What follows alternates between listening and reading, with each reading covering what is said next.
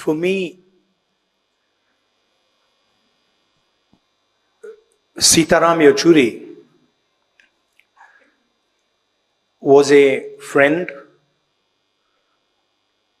who operated in the political system. When people look at politics from outside, it's not easy to see the dynamics that take place inside the political system.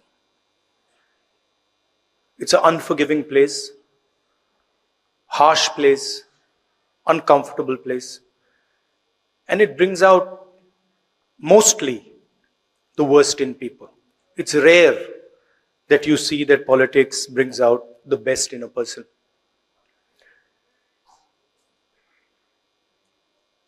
And I saw Mr. Yechury from the first day I started in my political journey. And I observed him quite carefully. And what I found was a person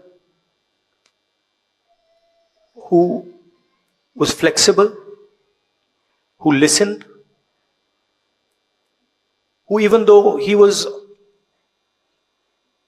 on the opposite spectrum ideologically, had the ability to understand where we were coming from, and he also allowed us to understand where he was coming from. He was a bridge, in a sense, between certainly the Congress party and other parties in the India Gathbandhan.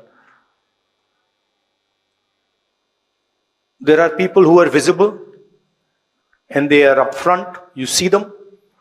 And then there is the glue that is not visible, that is hidden, but is actually what holds the structure together. And I would say Mr. Yechury was such a figure who, in the India Gathbandhan certainly, and the last UPA Gathbandhan, held the architecture together. And he held the architecture together because he was flexible, because he listened, and he didn't have the common traits that a lot of politicians have: anger, aggression, arrogance. These things were missing, and this is rare in our work. So he was a friend. I dealt with him a number of times, and I always noticed how the stress was countered with the cigarette. And this was always there. And I used to tell him, Yechury ji, what is this? Why don't you get rid of this? And that, I think, is the only habit that probably he wasn't able to get rid of. He was also very close to my mother. And I would say they were even better friends than I was with him. And few days ago, he came to meet my mother. And they were sitting there. And I saw Mr. Yechury was coughing. And I realized that both of them have the same attitude when it comes to hospitals, which is that neither of them want to go to a hospital under any circumstances. I knew they were watching each other. So immediately I caught Mr. Yechury. I said, Yechury ji, you're going in the car, you're not going home, you're going to the hospital. And I told my office people that, look, he has to go to the hospital. And he was smiling. He was still trying to say, no, I'm not going to go. And that was the last time I saw my friend. I came to the hospital again with the view of seeing him, but unfortunately, that never happened. There were two moments when I was thinking about Mr. Yechury, and I had no answer.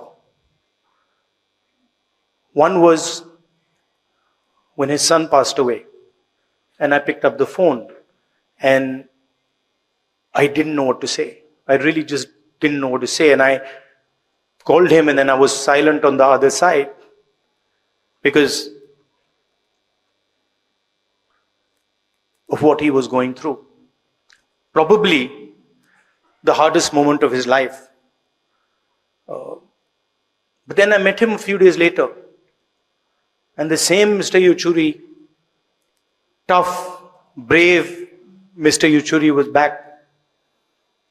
And then the other time I didn't know what to say was when I was writing to his wife after he passed, and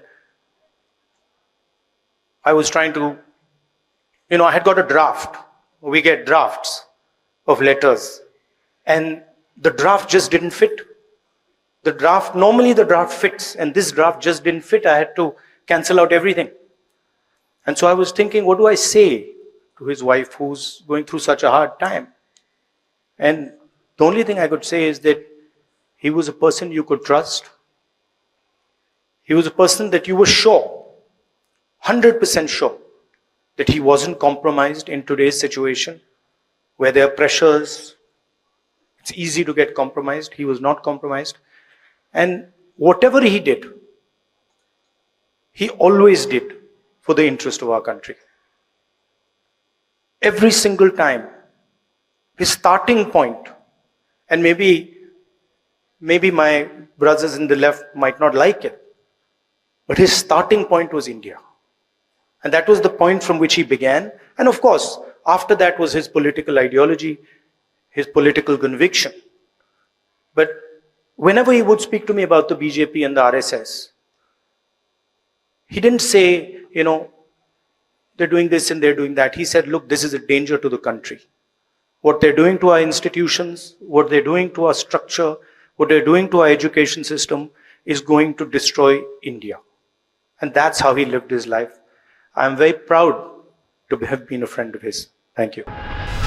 Stay ahead with our Cutting Edge News app. Instantly access the latest shorts in just 1 minute and breaking news in just 50 words. Download now for a smarter, faster news experience.